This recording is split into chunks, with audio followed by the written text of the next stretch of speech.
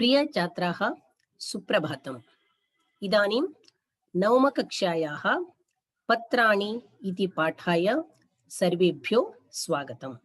छात्राः, अस्मिन् पाठे वयं सर्वे पत्राणां विधौ तेषां लेखनं च जानीमः। पश्यन्तु, पीठिकां पश्यन्तु। स्वाभिप्रायं निवेदयितुं पत्रलेखनम् अन्यतमं साधनम्। जीवने पत्रलेखनस्य महत्त्वं वयं जानीम एव। प्रमुखकार्यसिद्धये इदं सहायकं भवति। पारिवारिकवृत्तान्तस्य आदानप्रदानाय, निमन्त्रणदानाय, शुभकामनादि सन्देशप्रेषणाय च विविधकार्यालयेषु उद्योगप्राप्त्यादि प्रयोजनानि उद्दिश्य वयं पत्रव्यवहारं कुर्मः। पीठिकां पश्यन्तु छात्राः। स्वाभिप्रायं निवेदयितुं, ನಮ್ಮ ಅಭಿಪ್ರಾಯವನ್ನು ಬೇರೆಯವರಿಗೆ ನಿವೇದಿಸಲು, ತಿಳಿಸಲು ಪತ್ರಲೇಖನಂ ಅನ್ಯತಮಂ ಸಾಧನಂ. ಪತ್ರಲೇಖನವು ಇನ್ನೊಂದು ಸಾಧನವಾಗಿದೆ. ನಮ್ಮ ಅಭಿಪ್ರಾಯವನ್ನು ನಾವು ಬೇರೆ ಬೇರೆ ರೀತಿಯಲ್ಲಿ ಬೇರೆಯವರಿಗೆ ನಿವೇದಿಸ್ತೇವೆ. ಉದಾಹರಣೆಗಾಗಿ, ನಾವು ಮುಖತಃ ಭೇಟಿಯಾದಾಗ ಬೇರೆಯವರ ಜೊತೆ ಸಂಭಾಷಣೆ ಮಾಡುವುದರ ಮೂಲಕ, ದೂರವಾಣಿಯ ಮೂಲಕ, ಹಾಗೆಯೇ ಮೊಬೈಲ್ ಮೂಲಕ, ಜೊತೆಗೆ ಮೊಬೈಲ್ನಲ್ಲಿ ವಾಟ್ಸಪ್ ಮೆಸೇಜ್, ಟೆಕ್ಸ್ಟ್ ಮೆಸೇಜ್, ಈ ರೀತಿ ಮೆಸೇಜ್ಗಳನ್ನು ಕಳಿಸುವುದರ ಮೂಲಕ, ಇಮೇಲ್ಗಳ ಮೂಲಕ ನಮ್ಮ ಅಭಿಪ್ರಾಯವನ್ನ ಬೇರೆಯವರಿಗೆ ನಾವು ತಿಳಿಸ್ತೇವೆ. ಅದರಲ್ಲಿ ಪತ್ರಲೇಖನವು ಕೂಡ ಒಂದು ಸಾಧನವಾಗಿದೆ. ಜೀವನೆ ಪತ್ರಲೇಖನಸ್ಯ ಮಹತ್ವಂ ವಯಂ ಜಾನೀಮ ಏವ. ಜೀವನದಲ್ಲಿ ಪತ್ರಲೇಖನದ ಮಹತ್ವವನ್ನು ನಾವು ಈಗಾಗಲೇ ತಿಳಿದುಕೊಂಡಿದ್ದೇವೆ. ಇಂದಿನ ದಿನಗಳಲ್ಲಿ ಆಧುನಿಕ ತಂತ್ರಜ್ಞಾನಗಳಿದ್ರೂ ಸಹ ಹಿಂದಿನ ಕಾಲದಲ್ಲಿ ಈ ಎಲ್ಲ ಸಾಧನಗಳು ಇರಲಿಲ್ಲ. ಪತ್ರಲೇಖನವು ಅತ್ಯಂತ ಪ್ರಮುಖವಾದ ಮಾಧ್ಯಮ ಅಥವಾ ಸಾಧನ ಆಗಿತ್ತು. ಅದಕ್ಕಾಗಿ ಅದರ ಮಹತ್ವವನ್ನು ನಾವು ಈಗಾಗಲೇ ತಿಳಿದುಕೊಂಡಿದ್ದೇವೆ. ಇಂದಿನ ದಿನಗಳಲ್ಲೂ ಕೂಡ ಪತ್ರಲೇಖನ ಬರೆಯುವುದರ ಮೂಲಕ ಬೇರೆಯವರಿಗೆ ನಮ್ಮ ಅಭಿಪ್ರಾಯವನ್ನ ತಿಳಿಸಿದರೆ ಅದರ ಮಹತ್ವವೇ ಬೇರೆ. ಪ್ರಮುಖ ಕಾರ್ಯಸಿದ್ಧಯೇ ಇದಂ ಸಹಾಯಕಂ ಭವತಿ. ಪ್ರಮುಖ ಕಾರ್ಯವನ್ನ ಸಿದ್ಧಿಸಿಕೊಳ್ಳಿಕ್ಕೆ ಈ ಪತ್ರಲೇಖನ ನಮಗೆ ಸಹಾಯಕವಾಗುತ್ತದೆ. ಯಾವ್ಯಾವುದಕ್ಕೆ ನೋಡಿ. ಪಾರಿವಾರಿಕ ವೃತ್ತಾಂತಸ್ಯ, ನಮ್ಮ ಪರಿವಾರದ ವೃತ್ತಾಂತಗಳನ್ನ, ವಿಷಯಗಳನ್ನ, ಆದಾನ ಪ್ರದಾನಾಯ, ಆದಾನ ಅಂದ್ರೆ ಸ್ವೀಕರಿಸುವುದು, ಪ್ರದಾನ ಅಂದ್ರೆ ಕೊಡುವುದು.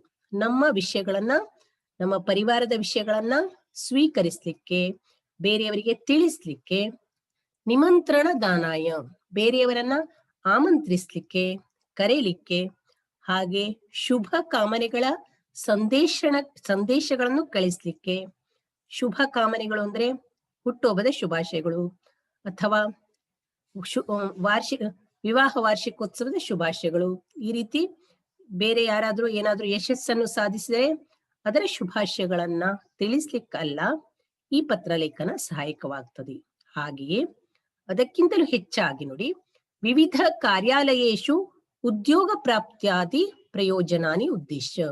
ವಿವಿಧ ಕಾರ್ಯಾಲಯಗಳಲ್ಲಿ, ಆಫೀಸ್ಗಳಲ್ಲಿ, ಕಚೇರಿಗಳಲ್ಲಿ ಉದ್ಯೋಗವನ್ನು ಪಡೆಯಲಿಕ್ಕಾಗಿ, ಅದರ ಪ್ರಯೋಜನವನ್ನ ಪಡೆದುಕೊಳ್ಳಲಿಕ್ಕಾಗಿ ನಾವು ಪತ್ರ ವ್ಯವಹಾರವನ್ನ ಮಾಡ್ತೇವೆ. ನಾವು ಇಮೇಲ್ಗಳ ಮೂಲಕ ವಿಷಯಗಳನ್ನು ತಿಳಿಸಿದ್ರೂ ಕೂಡ ಅದರಲ್ಲಿ ಬರೆಯುವುದು ಪತ್ರವೇ ಆಗಿರ್ತದೆ. ಈಗ ನಾವು ಅಂಚೆ ಕಚೇರಿಗೆ ಹೋಗಿ ಪತ್ರವನ್ನೇ ಪೋಸ್ಟ್ ಮಾಡ್ತೇವೆ ಅಲ್ಲ, ಇಮೇಲ್ಗಳಲ್ಲಾಗ್ಲಿ ಮೆಸೇಜ್ಗಳಲ್ಲಾಗ್ಲಿ ತಿಳಿಸುವುದು ಕೂಡ ಅದು ಒಂದು ರೀತಿಯ ಪತ್ರ ವ್ಯವಹಾರದ ಸಾಧನವೇ. ನೋಡಿ, ಪತ್ರಲೇಖನಂ ದ್ವಿವಿಧಂ ಭವತಿ. ಪತ್ರಲೇಖನ ಎರಡು ರೀತಿಯಲ್ಲಿ ಇರ್ತದೆ. ವೈಯಕ್ತಿಕಂ, ವ್ಯಾವಹಾರಿಕಂ. ವೈಯಕ್ತಿಕ ಪತ್ರ ಮತ್ತು ವ್ಯಾವಹಾರಿಕ ಪತ್ರ. ವೈಯಕ್ತಿಕ ಪತ್ರ ಅಂದ್ರೆ ನಮ್ಮ ಕುಟುಂಬದ ಸದಸ್ಯರಿಗೆ, ನಮ್ಮ ಬಂಧು ಮಿತ್ರರಿಗೆ, ನಮ್ಮ ಸಂಬಂಧಿಗಳಿಗೆ ನಾವು ವಿಷಯಗಳನ್ನು ತಿಳಿಸ್ಲಿಕ್ಕಾಗಿ ಬರೆಯುವಂತಹ ಪತ್ರ ವೈಯಕ್ತಿಕ ಪತ್ರ. ಹಾಗೆ ವ್ಯಾವಹಾರಿಕ ಪತ್ರ ಅಂದ್ರೆ ಬೇರೆ ಬೇರೆ ರೀತಿಯ ಅರ್ಜಿಗಳನ್ನು ಹಾಕುವುದು, ಉದ್ಯೋಗದ ಸಂಬಂಧ, ರಜೆಯ ಸಂಬಂಧ, ಈ ರೀತಿ ಬೇರೆ ಬೇರೆ ರೀತಿಯ ಅರ್ಜಿಗಳನ್ನು ಹಾಕುವುದಿದೆಯಲ್ಲ, ಅದು ವ್ಯಾವಹಾರಿಕ ಪತ್ರ. ನಮಗೆ ಪುಸ್ತಕಗಳನ್ನ ಕಳಿಸುವ ಸಲುವಾಗಿ ಸಂಪಾದಕರಿಗೆ ಇದೆಲ್ಲ ಪತ್ರಗಳು ವ್ಯಾವಹಾರಿಕ ಪತ್ರಗಳು. ಛಾತ್ರಾಣಾಂ ಪತ್ರಲೇಖನ ಕೌಶಲ ಸಿದ್ಧ್ಯರ್ಥಂ ಕಾಂಚನ ಪತ್ರಾಣಿ ಪ್ರದತ್ತಾನಿ. ವಿದ್ಯಾರ್ಥಿಗಳ ಪತ್ರಲೇಖನ ಕೌಶಲವನ್ನ ಸಿದ್ಧಿಸ್ಲಿಕ್ಕಾಗಿ, ಅಭಿವೃದ್ಧಿ ಪಡಿಸ್ಲಿಕ್ಕಾಗಿ ಕೆಲವು ಪತ್ರಗಳನ್ನ ಈ ಪಾಠದಲ್ಲಿ ನಿಮಗೆ ಕೊಡಲಾಗಿದೆ. ಅಮುಂ ಕ್ರಮಂ ಅನುಸೃತ್ಯ, ಈ ಕ್ರಮವನ್ನೇ ಅನುಸರಿಸಿ ಅನ್ಯ ವಿಷಯ ಪತ್ರಂ ಲಿಖಂತು. ಉದಾಹರಣೆಗಾಗಿ 2-3 ಪತ್ರಗಳನ್ನು ಕೊಟ್ಟಿದ್ದಾರೆ. ಆ ವಿಷಯವನ್ನ ನೋಡ್ಕೊಂಡು ಈ ಕ್ರಮವನ್ನು ಅನುಸರಿಸಿ ಬೇರೆ ವಿಷಯಗಳಿಗೆ ಸಂಬಂಧಪಟ್ಟ ಪತ್ರಗಳನ್ನು ಕೂಡ ನೀವು ಬರೀಬೇಕು. ಪತ್ರಲೇಖನ ಸಮಯೇ ಏತೆ ಅಂಶಾಃ ಅನುಸರಣೀಯ. ಪತ್ರಲೇಖನ ಬರೆಯುವ ಸಂದರ್ಭದಲ್ಲಿ ಈ ಅಂಶಗಳನ್ನು ನಾವು ಅನುಸರಿಸಬೇಕು. ಯಾವ ಅಂಶಗಳು? ಶೀರ್ಷಿಕ ಅಥವಾ ಶಿರೋಲೇಖನಂ, ಸಂಬೋಧನಂ, ವಿಷಯ ಅಥವಾ ವಿವರಣಂ, ಸಮಾಪ್ತಿ ಅಥವಾ ಉಪಸಂಹಾರ, ಹಸ್ತಾಂಕನಂ, ಸ್ಥಾನ ದಿನಾಂಕ ಸಹಿತಂ, ಪತ್ರ ಸಂಕೇತ. ಶೀರ್ಷಿಕಾ ಅಂದ್ರೆ ಶಿರೋಲೇಖನ ಅಂದ್ರೆ ಏನ್ ಬರೀತೀರಿ ನೀವು? ವೈಯಕ್ತಿಕ ಪತ್ರ ಬರೆಯುವಾದ್ರೆ ಕ್ಷೇಮ, ಶ್ರೀಹಿ, ಬರೆಯುವಂತಹ ಸ್ಥಳ, ದಿನಾಂಕ ಅದನ್ನೆಲ್ಲ ಬರೀತೀರಲ್ಲ, ಅದು ಶೀರ್ಷಿಕ. ಸಂಬೋಧನೆ ಅಂದ್ರೆ ಯಾರಿಗೆ ಬರೀತಿದ್ರಿ? ಪೂಜ್ಯ ತಂದೆಯವರ ಪಾದ ಕಮಲಗಳಿಗೆ ಅಥವಾ ತಾಯಿಯವರಿಗೆ ಹೀಗೆಲ್ಲ ಬರೀತೀರಲ್ಲ, ಮಿತ್ರನಿಗೆ, ಅವರನ್ನ ಸಂಬೋಧಿಸಿ ಹೆಸರಿಸಿ ಬರೆಯುವುದಿದೆಯಲ್ಲ, ಅದು ಸಂಬೋಧನೆ. ವಿಷಯ ಅಂದ್ರೆ ಮುಖ್ಯವಾದ ವಿಷಯ, ಅದರ ಜೊತೆಗೆ ಅದರ ವಿವರಣೆ. ನೀವು ಯಾಕಾಗಿ ಪತ್ರ ಬರೀತಿದ್ದೀರಿ ಅದರ ವಿವರಣೆ. ಸಮಾಪ್ತಿ ಅಂದ್ರೆ ಎಲ್ಲರಿಗೂ ನಮಸ್ಕಾರಗಳನ್ನು ತಿಳಿಸಿ ಪತ್ರವನ್ನು ಮುಕ್ತಾಯಗೊಳಿಸುವುದು. ಆನಂತರ ಕೊನೆಯಲ್ಲಿ ನಿಮ್ಮ ವಿಧೇಯ, ವಿದ್ಯಾರ್ಥಿನಿ, ವಿದ್ಯಾರ್ಥಿ ಅಥವಾ ನಿಮ್ಮ ಪ್ರೀತಿಯ ಪುತ್ರ ಈ ರೀತಿ ಬರೆದು ನಿಮ್ಮ ಸಹಿ ಮಾಡ್ತೀರಲ್ಲ, ಅದು ಹಸ್ತಾಂಕನಂ. ಹಾಗೆ ಸ್ಥಾನ ದಿನಾಂಕ ಸಹಿತಂ, ಅದರಲ್ಲಿ ಸ್ಥಳ ದಿನಾಂಕಗಳನ್ನು ಕೂಡ ಬರೆದಿರ್ತೀರಿ. ಪತ್ರ ಸಂಕೇತ ಅಂದ್ರೆ ಅಡ್ರೆಸ್, ಯಾರಿಂದ ಪತ್ರ ಬರೆಯಲ್ಪಟ್ಟಿದೆ, ಯಾರಿಗೆ ಬರೀತೀರಿ, ಅವರ ಅಡ್ರೆಸ್ ಅನ್ನು ಬರೀತೀರಲ್ಲ, ಇದು ಪತ್ರ ಸಂಕೇತ. ಪತ್ರ ಬರೆಯುವ ಪೂರ್ವದಲ್ಲಿ ಈ 6 ಅಂಶಗಳನ್ನ ನೀವು ಗಮನದಲ್ಲಿ ಇಟ್ಕೊಂಡು ಯಾವ ಯಾವ ಪತ್ರಕ್ಕೆ ಯಾವ ರೀತಿಯಲ್ಲಿ ಈ 6 ಅಂಶಗಳನ್ನ ಬರೀಬೇಕು ಅನ್ನೋದನ್ನ ನೀವು ಗಮನದಲ್ಲಿ ಇಟ್ಕೊಳ್ಬೇಕು. ಅವಗಚ್ಚತ ವೈಯಕ್ತಿಕ ಪತ್ರಲೇಖನ ಕ್ರಮ ಅನ್ಯ, ವ್ಯಾವಹಾರಿಕ ಪತ್ರಲೇಖನ ಕ್ರಮ ಅನ್ಯ, ದ್ವಯೋರಪಿ ಪರಿಚಯ ಅತ್ರ ಕಾರ್ಯತೆ. ವೈಯಕ್ತಿಕ ಪತ್ರಲೇಖನವನ್ನ ಬರೆಯುವುದು ಒಂದು ರೀತಿಯಲ್ಲಿ, ಹಾಗೆ ವ್ಯಾವಹಾರಿಕ ಪತ್ರಲೇಖನವನ್ನು ಬರೆಯುವುದು ಇನ್ನೊಂದು ರೀತಿಯಲ್ಲಿ. ಅದಕ್ಕೆ ಕ್ರಮಗಳು ಬೇರೆ ಬೇರೆಯಾಗಿರ್ತವೆ. ಅವೆರಡರ ಪರಿಚಯವನ್ನ ನಾವು ಈ ಪಾಠದಲ್ಲಿ ಮಾಡ್ಕೊಳ್ತೇವೆ. ಯಾಕೆಂದ್ರೆ ಈ ಪಾಠದಲ್ಲಿ ವೈಯಕ್ತಿಕ ಪತ್ರವೂ ಇದೆ, ವ್ಯಾವಹಾರಿಕ ಪತ್ರ ಕೂಡ ಇದೆ. ವಿದ್ಯಾರ್ಥಿಗಳೇ, ಮೊದಲು ವಿರಾಮ ಪತ್ರ. ಇದು ವ್ಯಾವಹಾರಿಕ ಪತ್ರ. ನಿಮಗೆ ಇಲ್ಲಿ ಪ್ರಶ್ನೆ ಕೊಡ್ತಾರೆ, ಏನಂತ? ದಿನದ್ವಯಸ್ಯ ಅಥವಾ ದಿನತ್ರಯಸ್ಯ ಅಥವಾ ಏಕದಿನಸ್ಯ, ಎಷ್ಟು ದಿನ ಆದ್ರೂ ಕೇಳಿರ್ಬಹುದು. ವಿರಾಮಂ ಸಂಪ್ರಾರ್ಥ್ಯ ಮುಖ್ಯೋಪಾಧ್ಯಾಯಂ ಅಥವಾ ಕಕ್ಷ್ಯಾಧ್ಯಾಪಕಂ ಪ್ರತಿ ವಿರಾಮ ಪತ್ರಂ ಲಿಖತ, ಈ ರೀತಿ ಇರ್ತದೆ. ಅಥವಾ ವಿರಾಮ ಪತ್ರಂ ಲಿಖತ, ಈ ರೀತಿ ಕೂಡ ಕೊಡಬಹುದು. ಇದು ವ್ಯಾವಹಾರಿಕ ಪತ್ರ. ನೀವು ಇದು ರಜಾ ಅರ್ಜಿ ಕನ್ನಡದಲ್ಲಿ ಹೇಳ್ತೀರಲ್ಲ, ಅದೇ ವಿರಾಮ ಪತ್ರ. ಅದನ್ನು ಹೇಗ್ ಬರಿಬೇಕು ನೋಡಿ. ಸಕಾಶಾತ್, ಸಕಾಶಾತ್ ಅಂದ್ರೆ ಇಂದ. ನೀವ್ ಯಾರು ಬರೀತಿದ್ರಿ ಅವ್ರ ಹೆಸರನ್ನ ಬರೀರಿ. ಗಂಡು ಮಕ್ಕಳಾಗಿದ್ರೆ ಸುರೇಶ ಅಂತ ಬರೀರಿ, ಹುಡುಗಿರಾಗಿದ್ರೆ ನಿರ್ಮಲಾ ಅಥವಾ ಇದೇ ಹೆಸರನ್ನ ಬರಿಬೇಕು ಅಂತಿಲ್ಲ, ನಿಮ್ಮ ಹೆಸರನ್ನು ಕೂಡ ಬರಿಬಹುದು. ಇಲ್ಲಿ ಉದಾಹರಣೆಗಾಗಿ ಸುರೇಶ ಅಥವಾ ನಿರ್ಮಲಾಳಿದರೆ ನೀವು 2 ಹೆಸರನ್ನು ಬರೆಯುವ ಅವಶ್ಯಕತೆ ಇಲ್ಲ. ಸುರೇಶ ಬರೀರಿ ಅಥವಾ ನಿರ್ಮಲಾ ಅಂತ ಬರೀರಿ. ಆನಂತರ ಕೋಮ ಹಾಕಿ. ನವಮ ಕಕ್ಷ್ಯಾ 9ನೇ ತರಗತಿ ರಾಷ್ಟ್ರೀಯ ಪ್ರೌಢಶಾಲಾ ನಿಟ್ಟೂರು, ರಾಷ್ಟ್ರೀಯ ಪ್ರೌಢಶಾಲೆ ನಿಟ್ಟೂರಿನ ವಿದ್ಯಾರ್ಥಿ ಸುರೇಶ ಅಥವಾ ವಿದ್ಯಾರ್ಥಿನಿ ನಿರ್ಮಲಾ ಬರೆದಿರುವಂತಹ ವಿರಾಮ ಪತ್ರ. ಸವಿಧೆ ಮುಖ್ಯೋಪಾಧ್ಯಾಯ ರಾಷ್ಟ್ರೀಯ ಪ್ರೌಢಶಾಲಾ ನಿಟ್ಟೂರು, ಯಾರಿಗೆ ಬರೀತಿದ್ದೀರಿ? ಸವಿಧೆ ಅಂದ್ರೆ ಇವರಿಗೆ. ಮುಖ್ಯೋಪಾಧ್ಯಾಯ ರಾಷ್ಟ್ರೀಯ ಪ್ರೌಢಶಾಲಾ ನಿಟ್ಟೂರು, ಯಾವ ಶಾಲೆಯ ವಿದ್ಯಾರ್ಥಿ ಅಥವಾ ವಿದ್ಯಾರ್ಥಿನಿಯೋ ಅದೇ ಶಾಲೆಯ ಮುಖ್ಯೋಪಾಧ್ಯಾಯರಿಗೆ ನೀವು ಪತ್ರವನ್ನ ಬರೀರಿ. ನೀವು ಇದನ್ನೇ ಬರಿಬೇಕು ಅಂತಿಲ್ಲ ಅಡ್ರೆಸ್ಸು. ನಿಮಗೆ SSLCಯಲ್ಲಿ ಕೆಲವೊಂದು ಸಂದರ್ಭಗಳಲ್ಲಿ ಏನ್ ಮಾಡ್ತಾರೆ, ವಿರಾಮ ಪತ್ರವನ್ನ ಈ ಅಡ್ರೆಸ್ಸಿನಿಂದ ಈ ಅಡ್ರೆಸ್ಸಿಗೆ ಬರೀರಿ ಅಂತ ಕೊಡ್ತಾರೆ, ಆಗ ಬರೀರಿ. ಇಲ್ಲದೆ ಹೋದ್ರೆ ನೀವು ನಿಮ್ಮ ಶಾಲೆ ಹೆಸರನ್ನು ಕೂಡ ಬರಿಬಹುದು. ಆದ್ರೆ ಇಲ್ಲಿ ಸಕಾಶಾತ್ ಮತ್ತು ಸವಿದೆ ಈ ಅಡ್ರೆಸ್ ಇದೆಯಲ್ಲ, ರಾಷ್ಟ್ರೀಯ ಪ್ರೌಢಶಾಲಾ ಅಥವಾ ಸರ್ವಕಾರೀಯ ಪ್ರೌಢಶಾಲಾ ಯಾವುದೇ ಇದ್ರೂ ಕೂಡ ಅದು ಒಂದೇ ಆಗಿರ್ಬೇಕು. ಯಾಕೆಂದ್ರೆ ನೀವು ಅದೇ ಪ್ರೌಢಶಾಲೆಯ ವಿದ್ಯಾರ್ಥಿ ಅಥವಾ ವಿದ್ಯಾರ್ಥಿನಿಯಾಗಿದ್ದು ಅದೇ ಪ್ರೌಢಶಾಲೆಯ ಮುಖ್ಯಾಧ್ಯಾಪಕರಿಗೆ ಪತ್ರವನ್ನ, ವಿರಾಮ ಪತ್ರವನ್ನ ಬರಿಬೇಕಾಗ್ತದೆ. ನೋಡಿ, ಇದು ನೀಟಾಗಿ ಇರಬೇಕು.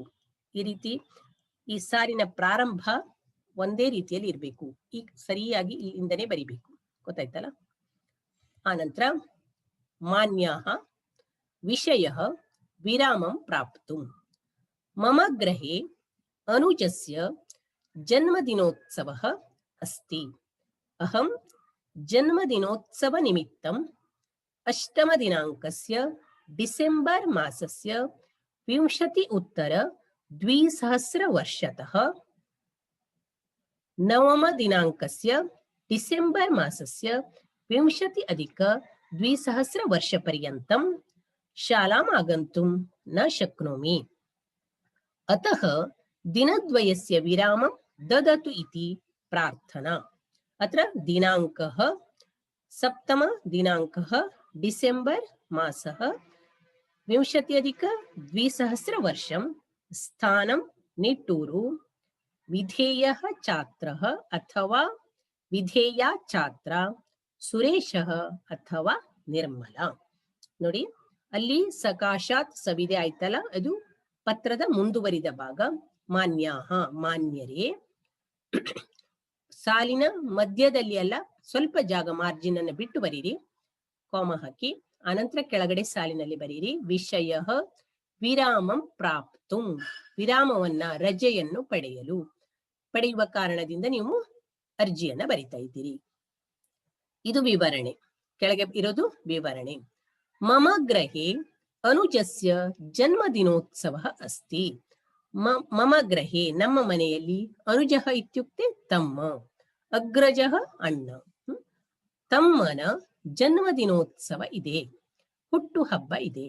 ಅತಃ ಅಹಂ, ಆದ್ದರಿಂದ ನಾನು, ಜನ್ಮದಿನೋತ್ಸವ ನಿಮಿತ್ತಂ, ಜನ್ಮದಿನೋತ್ಸವಕ್ಕಾಗಿ, ಆ ಕಾರಣಕ್ಕಾಗಿ, 8ಮ ದಿನಾಂಕ ಅಂದ್ರೆ 8ನೇ ತಾರೀಕು, ಡಿಸೆಂಬರ್ ಮಾಸ ಅಂದ್ರೆ 12ನೇ ತಿಂಗಳು, ಹಾಗೆ 20 ವರ್ಷತಃ ಅಂದ್ರೆ 8/12/2020ರಿಂದ 9ಮ ದಿನಾಂಕ ಡಿಸೆಂಬರ್ ಮಾಸ 20 ವರ್ಷ ಪರ್ಯಂತಂ ಅಂದ್ರೆ 9/12/2020 ಶಾಲಾಂ ಆಗಂತುಂ ನ ಶಕ್ನೋಮಿ, ಶಾಲೆಗೆ ಬರ್ಲಿಕ್ಕೆ ಸಾಧ್ಯ ಆಗುದಿಲ್ಲ. 8 ಮತ್ತು 9 ಅಂದ್ರೆ 2 ದಿನ ಆಯ್ತಲ್ಲ. ಅತಃ ದಿನದ್ವಯಸ್ಯ ವಿರಾಮಂ ದದತು, 2 ದಿನಗಳ ವಿರಾಮವನ್ನ, ರಜೆಯನ್ನು ನೀಡಿರಿ ಎಂದು ಪ್ರಾರ್ಥಿಸಿಕೊಳ್ಳುತ್ತೇನೆ. ಇದು ವಿಷಯ ವಿವರಣೆ. ಆನಂತರ ಇಲ್ಲಿ ಹಸ್ತಾಂಕನ ಬರ್ತದೆ. ಇದು ನೋಡಿ, ದಿನಾಂಕ ನೀವು 8ನೇ ತಾರೀಕಿಗೆ ರಜೆ ಬೇಕಂತಂದ್ರೆ 7ನೇ ತಾರೀಕಿಗೆ ರಜಾ ಅರ್ಜಿಯನ್ನು ಕೊಟ್ಟು ಮುಖ್ಯಾಧ್ಯಾಪಕರ ಪರ್ಮಿಷನ್ ಅನ್ನು ಪಡ್ಕೊಳ್ಬೇಕು. 7ಮ ದಿನಾಂಕ ಡಿಸೆಂಬರ್ ಮಾಸ 20 ವರ್ಷಂ 7/12/2020 ಸ್ಥಾನಂ ನಿಟ್ಟೂರು, ಅದೇ ಊರಿನಿಂದ ಬರೀತಿದ್ದೀರಲ್ವಾ ನೀವು. ಸುರೇಶ ಅಂತ ಮೇಲ್ ಬರೆದಿದ್ರೆ ವಿಧೇಯ ಛಾತ್ರ ಅಂತ ಬರೀರಿ, ವಿಧೇಯ ಛಾತ್ರ ಸುರೇಶ ಅಂತ ಬರೀರಿ. ನಿರ್ಮಲಾ ಅಂತ ಬರೆದಿದ್ರೆ ವಿಧೇಯ ಛಾತ್ರ ನಿರ್ಮಲಾ. ಎರಡನ್ನು ಬರೆಯುವ ಅವಶ್ಯಕತೆ ಇಲ್ಲ, ಯಾವ್ದಾದ್ರೂ ಒಂದನ್ನ ಬರೀರಿ. ಉದಾಹರಣೆಗೆ ಕವಿತಾ ಬರೆದಿದ್ರೆ ವಿಧೇಯ ಛಾತ್ರ ಕವಿತಾ. ಗಣೇಶ ಅಂತ ಬರೆದಿದ್ರೆ ವಿಧೇಯ ಛಾತ್ರ ಗಣೇಶ. ಈ ರೀತಿ ಬರಿ. ಇದು ಮೊದಲನೇ ವ್ಯಾವಹಾರಿಕ ಪತ್ರ, ವಿರಾಮ ಪತ್ರ. ಆನಂತರ ಇಲ್ಲಿ ಕೊಟ್ಟಿದ್ದಾರೆ ನೆಕ್ಸ್ಟ್ ವೈಯಕ್ತಿಕ ಪತ್ರಂ. ಪ್ರಥಮ ವೈಯಕ್ತಿಕ ಪತ್ರಂ ಇತರಂ ಪ್ರತಿ ಪುತ್ರಸ್ಯ ಅಥವಾ ಪುತ್ರ್ಯಾಹ ಪತ್ರಂ. ಕುಶಲಂ ಶ್ರೀಃ ವಿದ್ಯಾನಗರಂ ಶಿರಸಿ 7ಮ ದಿನಾಂಕಃ ಡಿಸೆಂಬರ್ ಮಾಸಃ 20 ವರ್ಷಂ. ಪರಮ ಪೂಜ್ಯಾನಾಂ ಪಿತೃಚರಣಾನಾಂ ಪಾದಯೋಃ ಸಾಷ್ಟಾಂಗ ಪ್ರಣಾಮಃ. ಅತ್ರ ಅಹಂ ಕುಶಲಿನಿ. ತತ್ರಾಪಿ ಭವಂತಃ ಸರ್ವೇ ಕುಶಲಿನಃ ಇತಿ ಮನ್ಯೆ. ಮಮ ಅಧ್ಯಯನ ವಿಷಯೇ ಚಿಂತಾ ಮಾಸ್ತು. ಗೃಹಸ್ಯ ಸ್ಮರಣಂ ಸದಾ ಭವತಿ. ಮಾತರಂ ಪ್ರತಿ ಸಾಷ್ಟಾಂಗ ಪ್ರಣಾಮಃ. ಅನುಜಾಯ ಮಮ ಶುಭಾಶೀರ್ವಾದಾಃ. ಪತ್ರಂ ಲಿಖಂತು. ಭವದೀಯಃ ಅಥವಾ ಭವದೀಯಾ ಪುತ್ರಃ ಅಥವಾ ಪುತ್ರಿ, ಮನುಃ ಅಥವಾ ಮನೀಷಾ. ನೋಡಿ, ಇದು ವೈಯಕ್ತಿಕ ಪತ್ರ. ಮೊದಲನೆಯದು ಪಿತರಂ ಪ್ರತಿ ಪುತ್ರಸ್ಯ ಅಥವಾ ಪುತ್ರ್ಯಾಃ ಪತ್ರಂ. ತಂದೆಗೆ ಕುರಿತು ತಂದೆಗೆ ಬರೆದಿರುವಂತಹ ಪತ್ರ. ಮಗನ ಅಥವಾ ಮಗಳ ಪತ್ರ. ಮಗ ತಂದೆಗೆ ಬರೆದಿದ್ರು ಅಡ್ಡಿಲ್ಲ, ಮಗಳು ಬರೆದಿದ್ರು ಅಡ್ಡಿಲ್ಲ, ಸ್ವಲ್ಪ ಚೇಂಜ್ ಅಂತ ಮಾಡ್ಕೊಂಡ್ರೆ ಆಯ್ತು ಅಷ್ಟೇ. ನಿಮಗೆ ಎರಡನ್ನು ಸೇರಿಸಿ ಕೊಟ್ಟಿದ್ದಾರೆ ಇಲ್ಲಿ. ಪಿತರಂ ಪ್ರತಿ ಪುತ್ರಸ್ಯ, ಮಗನ ಅಥವಾ ಮಗಳ ಪತ್ರ.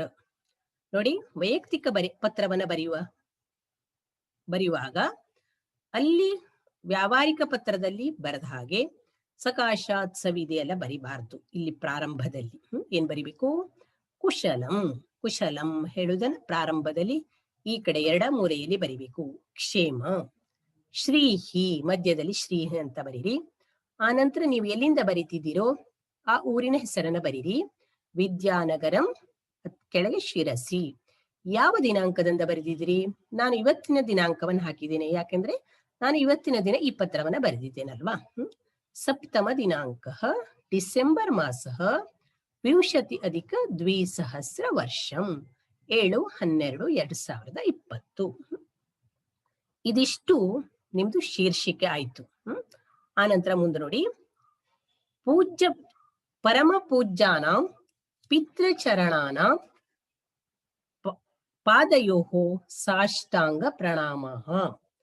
ನೋಡಿ, ಪರಮ ಪೂಜ್ಯರಾದ ತಂದೆಯವರ ಪಾದಗಳಿಗೆ ಸಾಷ್ಟಾಂಗ ನಮಸ್ಕಾರಗಳು. ಇದು ಸಂಬೋಧನೆ. ನಿಮ್ಗೆ ಬಂದಿತ್ತಲ್ಲ 6 ಅಂಶಗಳು. ಇದು ಶೀರ್ಷಿಕೆ. ಇಲ್ಲಿ ಮೇಲೆ ಬರೆದಿದೆಯಲ್ಲ ಶೀರ್ಷಿಕೆ ಅಥವಾ ಶಿರೋನಾಮ, ಶಿರೋಲೇಖನ. ಇದು ಸಂಬೋಧನೆ. ಯಾವುದು? ಪರಮ ಪೂಜ್ಯಾನಾಂ ಪಿತೃಚರಣಾನಾಂ ಪಾದಯೋ ಸಾಷ್ಟಾಂಗ ಪ್ರಣಾಮಃ. ಪರಮ ಪೂಜ್ಯರಾದ ತಂದೆಯವರ ಪಾದಗಳಿಗೆ ಸಾಷ್ಟಾಂಗ ನಮಸ್ಕಾರಗಳು. ಅತ್ರ ಅಹಂ ಕುಶಲಿ. ಇಲ್ಲಿ ನಾನು ಆರೋಗ್ಯವಾಗಿ ಇದ್ದೇನೆ, ಕ್ಷೇಮವಾಗಿ ಇದ್ದೇನೆ. ಅಥವಾ ಕುಶಲಿನಿ. ಕುಶಲಿ ಅಂತ ಯಾವಾಗ ಬರೀತೀರಿ? ಕುಶಲಿನಿ ಅಂತ ಯಾವಾಗ ಬರೀತೀರಿ ನೀವು? ನೋಡಿ, ನೀವು ಗಂಡು ಮಕ್ಕಳಾಗಿದ್ರೆ, ಹುಡುಗರಾಗಿದ್ರೆ ಏನ್ ಬರಿಬೇಕು? ಕುಶಲಿ. ಅತ್ರ ಅಹಂ ಕುಶಲಿ. ಹುಡುಗಿಯರಾಗಿದ್ರೆ ಅತ್ರ ಅಹಂ ಕುಶಲಿನಿ. ಕುಶಲಿನಿ ಸ್ತ್ರೀಲಿಂಗ, ಕುಶಲಿ ಪುಲ್ಲಿಂಗ. ನೆನಪಿಟ್ಕೊಳ್ಳಿ. ನೀವು ಇದನ್ನು 2 ಬರೀವ ಅವಶ್ಯಕತೆ ಇಲ್ಲ, ಯಾವ್ದಾದ್ರು ಒಂದು ಬರೀರಿ. ಹುಡುಗರಾಗಿದ್ರೆ ಅತ್ರ ಅಹಂ ಕುಶಲಿ ಅಂತ ಬರೀರಿ. ಹುಡುಗಿಯರಾಗಿದ್ರೆ ಅತ್ರ ಅಹಂ ಕುಶಲಿನಿ. ಉಳಿದದ್ದೆಲ್ಲ ಸೇಮ್ ಇರ್ತದೆ ನೋಡಿ. ತತ್ರಾಪಿ ಭವಂತಃ ಸರ್ವೇ ಕುಶಲಿನಃ ಇತಿ ಮನ್ಯೆ. ಅಲ್ಲಿ ನೀವೆಲ್ಲರೂ ಆರೋಗ್ಯವಾಗಿದ್ದೀರಿ, ಕುಶಲವಾಗಿದ್ದೀರಿ, ಕ್ಷೇಮವಾಗಿದ್ದೀರಿ ಎಂದು ತಿಳಿಯುತ್ತೇನೆ. ಇದು ಸಂಬೋಧನೆ ಆಯ್ತು. ಆ ನಂತರ ವಿಷಯ ವಿವರಣೆ ನೋಡಿ. ಮಮ ಅಧ್ಯಯನ ವಿಷಯ ಚಿಂತಾ ಮಾಸ್ತು. ನನ್ನ ಅಧ್ಯಯನದ ವಿಷಯದಲ್ಲಿ ಚಿಂತೆ ಬೇಡ. ಇಲ್ಲಿ ತಂದೆಗೆ ಬರೀತಿದ್ದಾರೆ ಪುತ್ರ ಅಥವಾ ಪುತ್ರಿ. ಮಗಳು ಅಥವಾ ಮಗನು ಬೇರೆ ಕಡೆಗೆ ಏನ್ ಮಾಡ್ತಾ ಇದ್ದಾರೆ? ಅಭ್ಯಾಸ ಮಾಡ್ತಾ ಇದ್ದಾರೆ, ಓದ್ತಾ ಇದ್ದಾರೆ. ತಂದೆ ಮತ್ತೆ ಮಕ್ಕಳು ಬೇರೆ ದೂರದಲ್ಲಿ ಇದ್ದಾರೆ, ಅದಕ್ಕಾಗಿ ಪತ್ರ ಬರೀತಿದ್ದಾರೆ. ಮಮ ಅಧ್ಯಯನ ವಿಷಯ ಚಿಂತಾ ಮಾಸ್ತು. ನನ್ನ ಅಧ್ಯಯನ ವಿಷಯದಲ್ಲಿ ಚಿಂತೆ ಮಾಡಬೇಡಿ. ಗೃಹಸ್ಯ ಸ್ಮರಣಂ ಸದಾ ಭವತಿ. ಮನೆಯ ನೆನಪು ಯಾವಾಗ್ಲೂ ಬರ್ತಾ ಇರ್ತದೆ. ಯಾಕಂದ್ರೆ ಮನೆಯನ್ನು ಬಿಟ್ಟು ದೂರ ಹಾಸ್ಟೆಲ್ನೆಲ್ಲ ಇನ್ನೆಲ್ಲ ಕಲಿತಾ ಇದ್ದಾರಲ್ಲ, ಅದಕ್ಕಾಗಿ ಗೃಹಸ್ಯ ಸ್ಮರಣಂ ಸದಾ ಭವತಿ. ಮಾತರಂ ಪ್ರತಿ ಸಾಷ್ಟಾಂಗ ಪ್ರಣಾಮಃ. ತಾಯಿಗೆ ಸಾಷ್ಟಾಂಗ ಪ್ರಣಾಮಗಳು, ನಮಸ್ಕಾರಗಳು. ಅನುಜಾಯ ಮಮ ಶುಭಾಶೀರ್ವಾದಾಃ. ನಾವು ದೊಡ್ಡವರಿಗೆ ಏನ್ ಮಾಡ್ತೇವೆ? ನಮಸ್ಕಾರಗಳನ್ನು ತಿಳಿಸ್ತೇವೆ. ಚಿಕ್ಕವರಿಗೆ ಆಶೀರ್ವಾದಗಳನ್ನು ಹೇಳ್ತೇವಲ್ಲ. ಅನುಜಾಯ ತಮ್ಮನಿಗೆ, ಮಮ ಶುಭಾಶೀರ್ವಾದಾಃ ಶುಭಾಶೀರ್ವಾದಗಳು. ಪತ್ರಂ ಲಿಖಂತು ಪತ್ರವನ್ನು ಬರೆಯಿರಿ. ಇದು ವಿಷಯ ವಿವರಣೆ. ಆನಂತರ ಸಮಾಪ್ತಿ ಅಥವಾ ಉಪಸಂಹಾರ ನೋಡಿ. ಭವದೀಯಃ ಪುತ್ರಃ ಮನುಃ. ಭವದೀಯಾ ಪುತ್ರಿ ಮನೀಷಾ. ಯಾವ್ದಾದ್ರು ಒಂದ್ ಬರೀರಿ. ಭವದೀಯ ಪುತ್ರ ಮನುಹು ಅಂತ ಬರೀರಿ. ಭವದೀಯ ಪುತ್ರಿ ಮನೀಷಾ. ಇಲ್ಲಿ ನೀವು ಸೈನ್ ಹಾಕ್ಬೇಕು. ನಿಜವಾಗಿಯೂ ಹಸ್ತಾಂಕನಂ. ಇಲ್ಲಿ ಏನಾಗ್ಬೇಕು? ಹಸ್ತಾಂಕನ ಇತ್ಯುಕ್ತಿ ಸಹಿ. ಸಹಿಯನ್ನ ಬರಿಬೇಕು. ಆನಂತರ ಕೊನೆಗೆ ಪತ್ರ ಸಂಕೇತ. 6ನೇ ಅಂಶ ಯಾವುದು? ಪತ್ರ ಸಂಕೇತ. ಅಡ್ರೆಸ್ ಬರಿಬೇಕು. ಇಲ್ಲಿ ಬರಿಬೇಕು ನಿಮ್ದು. ವೈಯಕ್ತಿಕ ಪತ್ರದಲ್ಲಿ ಕೊನೆಯಲ್ಲಿ ಅಡ್ರೆಸ್ ಅನ್ನ ಬರಿಬೇಕು. ಸವಿಧೆ. ಯಾರಿಗೆ ಬರಿತಿದ್ದೀರಿ? ಶ್ರೀ ಕಲ್ಯಾಣ ಕುಮಾರ, ಗೃಹ ಸಂಖ್ಯಾ 23 ಅಥವಾ 23+100, ಪಂಚಮ ಉಪಮಾರ್ಗ, ವಿಜಯನಗರಂ, ಮೈಸೂರು. ಸಕಾಶಾತ್ ಮನುಃ ಅಥವಾ ಮನೀಷಾ, ಪ್ರಕೋಷ್ಠ ಸಂಖ್ಯಾ 15, ಸರ್ವಕಾರ್ಯ ಛಾತ್ರಾವಾಸಃ, ವಿದ್ಯಾನಗರಂ, ಶಿರಸಿ, ಉತ್ತರ ಕನ್ನಡ. ನೋಡಿ, ಪತ್ರ ಸಂಕೇತ ಸವಿಧೆ. ನಿಮ್ಮ ತಂದೆಯವರ ಅಡ್ರೆಸ್ ಅನ್ನು ಬರಿಬೇಕು. ಇಲ್ಲಿ ಉದಾಹರಣೆಗಾಗಿ ಒಂದು ಕೊಟ್ಟಿದ್ದಾರೆ. ನೀವು ಯಾವ್ದು ನಿಮ್ಮ ತಂದೆಯವರ ಅಡ್ರೆಸ್ ಅನ್ನು ಯಾವ್ದು ಬೇಕಾದ್ರೂ ಬರಿ. ಶ್ರೀ ಕಲ್ಯಾಣ ಕುಮಾರ, ಗೃಹ ಸಂಖ್ಯಾ 123, 5ನೇ ಉಪಮಾರ್ಗ, ವಿಜಯನಗರ, ಮೈಸೂರು. ಯಾರು ಬರೀತಿದ್ದರು? ಸಕಾಶಾತ್ ಮನುಹು ಅಥವಾ ಮನೀಷಾ.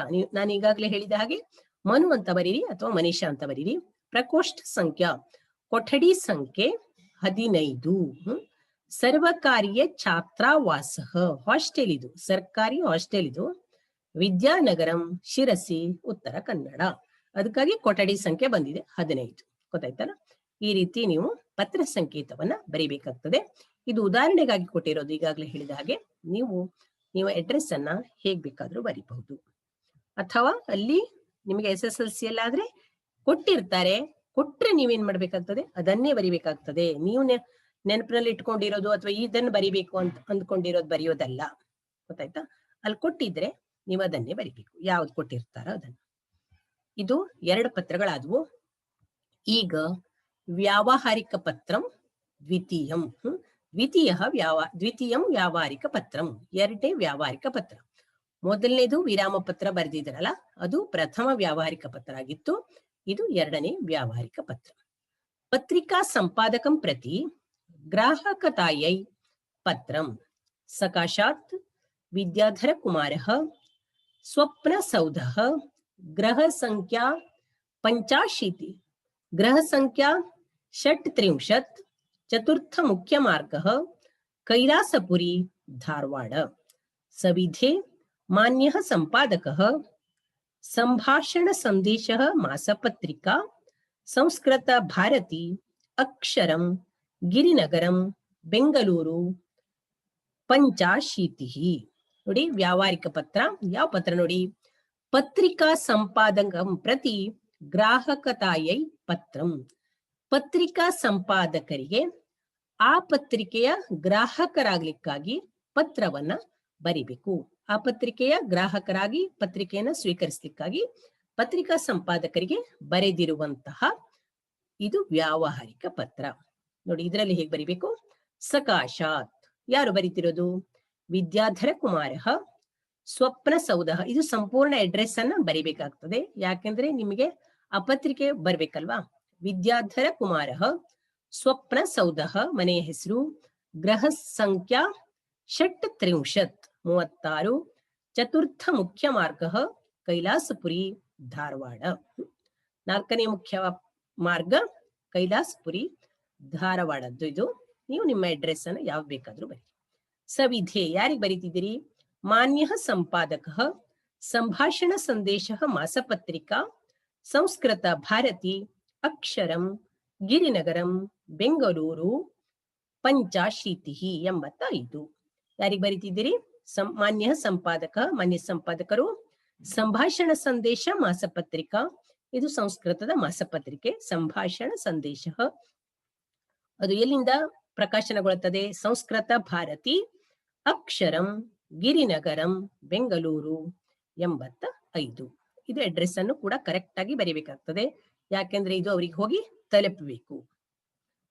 ಮುಂದೆ ನೋಡಿ, ವಿಷಯ ಸಂಭಾಷಣ ಸಂದೇಶ ಪತ್ರಿಕಾಯಾಃ ಗ್ರಾಹಕತಾಯೈ ನಿವೇದನಂ. ಮಾನ್ಯಾಃ ಅಹಂ ಸಂಸ್ಕೃತ ಭಾರತ್ಯ ಪ್ರಕಾಶ್ಯಮಾನಾಯಾಃ ಸಂಭಾಷಣ ಸಂದೇಶಃ ಇತಿ ಮಾಸಪತ್ರಿಕಾಯಾಃ ಗ್ರಾಹಕಃ ಭವಿತುಂ ಇಚ್ಛಾಮಿ. ಅತಃ ಭವಂತಃ ಕೃಪಯಾ ಮಮ ಸಂಕೇತಂ ಪ್ರತಿ ಪ್ರೇಷಯಂತು ಇತಿ ಪ್ರಾರ್ಥಯಾಮಿ. ಧನಾದೇಶದ್ವಾರಾ ಧನಂ ಪ್ರೇಷಯಾಮಿ. ಧನ್ಯವಾದಾಃ. ಸ್ಥಾನಂ ಧಾರವಾಡ. ದಿನಾಂಕಃ 7 ದಿನಾಂಕಃ ಡಿಸೆಂಬರ್ ಮಾಸಃ 20+2000 ವರ್ಷಂ. ಭವದೀಯಃ ವಿದ್ಯಾಧರ ಕುಮಾರಃ ಹಸ್ತಾಂಕನಂ. ನೋಡಿ ಅಲ್ಲಿ ಸಕಾಶಾತ್ಮತೆ ಸವಿದೆ ಬರೆದಾಗಿತ್ತಲ್ಲ. ವಿಷಯ ಸಂಭಾಷಣ ಸಂದೇಶ ಪತ್ರಿಕಾಯಾಃ, ಸಂಭಾಷಣ ಸಂದೇಶ ಪತ್ರಿಕೆಯ ಗ್ರಾಹಕತಾಯೈ ನಿವೇದನಂ, ಗ್ರಾಹಕರಾಗಬೇಕು ಅಂತ ನಿಮ್ಮಲ್ಲಿ ನಿವೇದಿಸಿಕೊಳ್ಳುತ್ತಿರುವಂತ ವಿಷಯ ಇದು. ಗ್ರಾಹಕತಾಯೈ ನಿವೇದನಂ. ಮಾನ್ಯಾಃ, ಮಾನ್ಯರೇ, ಕೋಮ ಹಾಕಿ. ಅಹಂ ಸಂಸ್ಕೃತ ಭಾರತ್ಯ ಪ್ರಕಾಶ್ಯಮಾನಾಯಾಃ, ನಾನು ಸಂಸ್ಕೃತ ಭಾರತಿಯಿಂದ ಪ್ರಕಾಶಿಸಲ್ಪಡುತ್ತಿರುವಂತಹ ಸಂಭಾಷಣ ಸಂದೇಶಃ ಇತಿ ಮಾಸಪತ್ರಿಕಾಯಾಃ, ಸಂಭಾಷಣ ಸಂದೇಶ ಎಂಬ ಮಾಸಪತ್ರಿಕೆಯ, ತಿಂಗಳಿಗೆ ಒಂದು ಸಲ ಬರುವಂತದ್ದು, ಅದಕ್ಕಾಗಿ ಅದು ಮಾಸಪತ್ರಿಕೆ. ಗ್ರಾಹಕಃ ಭವಿತುಂ ಇಚ್ಛಾಮಿ, ಗ್ರಾಹಕನಾಗಲು ಇಚ್ಛಿಸುತ್ತೇನೆ. ಆ ಪತ್ರಿಕೆಯ ಗ್ರಾಹಕನಾಗಲು, ಆ ಪತ್ರಿಕೆಯನ್ನು ಸ್ವೀಕರಿಸಲಿಕ್ಕೆ ನಾನು ಇಚ್ಛಿಸ್ತೇನೆ. ಅತಃ ಭವಂತಃ ಕೃಪಯಾ ಮಮ ಸಂಕೇತಂ ಪ್ರತಿ, ಆದ್ದರಿಂದ ತಾವು ದಯವಿಟ್ಟು ನನ್ನ ಸಂಕೇತಕ್ಕೆ, ಸಂಕೇತ ಇತ್ಯುಕ್ತೆ ಅಡ್ರೆಸ್, ನನ್ನ ಅಡ್ರೆಸ್ಸಿಗೆ ಪ್ರೇಷಯಂತು, ಕಳುಹಿಸಿರಿ, ಪತ್ರಿಕೆಯನ್ನ ಕಳುಹಿಸಿರಿ ಎಂದು ಪ್ರಾರ್ಥಯಾಮಿ. ನನಗೆ ನನ್ನ ಅಡ್ರೆಸ್ಸಿಗೆ ನೀವು ಸಂಭಾಷಣ ಸಂದೇಶ ಪತ್ರಿಕೆಯನ್ನ ಕಳಿಸಬೇಕು. ಸುಮ್ಮನೆ ಕಳಿಸ್ತಾರೆ ಅವರು. ನೋಡಿ, ಧನಾದೇಶ ದ್ವಾರ ಧನಂ ಪ್ರೇಷಯಾಮಿ. ಧನಾದೇಶ ಅಂದ್ರೆ ಏನು? Money order. ಮನಿ ಆರ್ಡರ್ ಮೂಲಕ ನಾನು ಹಣವನ್ನ ಕಳಿಸ್ತೇನೆ ನಿಮಗೆ. ಅದಕ್ಕೆ ಪ್ರತಿ ತಿಂಗಳಿಗೋ ಅಥವಾ ವರ್ಷಕ್ಕೋ ಅಥವಾ ಆಜೀವ ಸದಸ್ಯತ್ವ ಅಂತ ತಗೊಳ್ತೇನೋ, ಅದಕ್ಕೆ ಎಷ್ಟೆಷ್ಟು ಹಣ ಆಗ್ತದೆಯೋ ಆ ಹಣವನ್ನ ನಾನು ಧನಾದೇಶ ದ್ವಾರ, ಮನಿ ಆರ್ಡರ್ ಮೂಲಕ ನಾನು ಕಳಿಸ್ತೇನೆ. ನನಗೆ ನೀವು ನನ್ನ ಅಡ್ರೆಸ್ಸಿಗೆ ಏನ್ ಮಾಡ್ಬೇಕು? ಸಂಭಾಷಣ ಸಂದೇಶ ಪತ್ರಿಕೆಯನ್ನ ಕಳಿಸ್ಬೇಕು. ಧನ್ಯವಾದಾಹ. ನೋಡಿ, ಈ ರೀತಿ ಧನ್ಯವಾದಗಳು ಅಂತ ಈ ಮುಕ್ತಾಯ ಆದ್ಮೇಲೆ ಮಧ್ಯದಲ್ಲಿ ಬರಿಬೇಕು. ಸ್ಥಾನಂ, ಸ್ಥಳಂ, ಸ್ಥಳ ಯಾವುದು? ಧಾರವಾಡ. ದಿನಾಂಕ, ನಾನು ಇವತ್ತೇ ಎಲ್ಲ ಪತ್ರಗಳನ್ನು ಬರೆದದ್ರಿಂದ ಇವತ್ತಿನ ದಿನಾಂಕವನ್ನು ಹಾಕಿದ್ದೇನೆ. ನೀವು ಯಾವಾಗ ಬರೀತೀರಾ ಆ ದಿನಾಂಕವನ್ನು ಹಾಕಿ. ಸಪ್ತಮ ದಿನಾಂಕ ಡಿಸೆಂಬರ್ ಮಾಸ 20+2000 ವರ್ಷಂ. 7/12/2020. ಭವದೀಯ, ನೋಡಿ ಇಲ್ಲಿ ಬರಿಬೇಕು. ತಮ್ಮ ವಿಶ್ವಾಸಿ, ಈ ರೀತಿ ಬರೆಯುವುದಿಲ್ಲ ಕನ್ನಡದಲ್ಲಿ. ಭವದೀಯ ವಿದ್ಯಾಧರ ಕುಮಾರ, ಯಾರು ಬರಿತಾ ಇರೋದು? ವಿದ್ಯಾಧರ ಕುಮಾರ. ಇಲ್ಲಿ ನೀವು ಹಸ್ತಾಂಕನಂ ಅಂದ್ರೆ ನೀವು ಸೈಯನ್ನು ಹಾಕಬೇಕು. ನಿಮ್ಮ ಸೈನನ್ನು ಹಾಕಿ ವಿದ್ಯಾಧರ ಕುಮಾರ ಅಂತ ಬರಿಬೇಕು. ಈ ರೀತಿ ಮಾಡುವುದು. ನೀವು ಈಗ ವ್ಯಾವಹಾರಿಕ ಪತ್ರವನ್ನ ನೋಡಿದ್ರಿ, ಈ ರೀತಿ ನೀವು ವಿರಾಮ ಪತ್ರವನ್ನ ನೋಡಿದ್ರಿ, ಪಿತರಂ ಪ್ರತಿ ಪತ್ರ ಎಂಬ ವೈಯಕ್ತಿಕ ಪತ್ರವನ್ನು ನೋಡಿದಿರಿ. ಆನಂತರ ಸಂಪಾದಕರಿಗೆ ಬರೆಯುವಂತಹ ಇನ್ನೊಂದು ವ್ಯಾವಹಾರಿಕ ಪತ್ರವನ್ನು ಕೂಡ ನೋಡಿದಿರಿ. ಈ ರೀತಿ 3 ಪತ್ರಗಳನ್ನ ಇಲ್ಲಿ ಉದಾಹರಣಾರ್ಥವಾಗಿ ನಿಮಗೆ ಕೊಡಲಾಗಿದೆ. ಆನಂತರ ನಿಮ್ಗೆ ಯಾವುದೇ ಪತ್ರವನ್ನು ಕೊಟ್ಟರೂ ಕೂಡ ಅದು ವೈಯಕ್ತಿಕವ ಅಥವಾ ವ್ಯಾವಹಾರಿಕವ ಅಂತ ನೋಡ್ಕೊಂಡು ವಿಷಯವನ್ನು ಕೂಡ ಬದಲು ಮಾಡಿ ಬರೆದು ಬಿಟ್ರೆ ಆಯ್ತು. ವಿದ್ಯಾರ್ಥಿಗಳೇ, ಇಲ್ಲಿಯವರೆಗೆ ಪತ್ರಾಣಿ ಎಂಬ ಪಾಠವನ್ನ ನೀವು ಕೇಳಿದಿರಿ. ನೀವು ಅರ್ಥ ಮಾಡ್ಕೊಳ್ಳಿ. ನಿಮ್ಗೇನಾದ್ರೂ ಅರ್ಥ ಆಗದೆ ಇದ್ರೆ ಅಥವಾ ಏನಾದ್ರೂ ದೋಷಗಳು ಕಂಡು ಬಂದ್ರೆ ನಿಮ್ಗೆ ಕಾಮೆಂಟ್ ಬಾಕ್ಸ್ ಇದೆಯಲ್ಲ, ಅಲ್ಲಿ ಬರೆಯಿರಿ. ಸರ್ವೇಭ್ಯೋ ಧನ್ಯವಾದಾः ಛಾತ್ರಾः. ವಯಂ ಪುನರ್ಮಿಲಾಮः.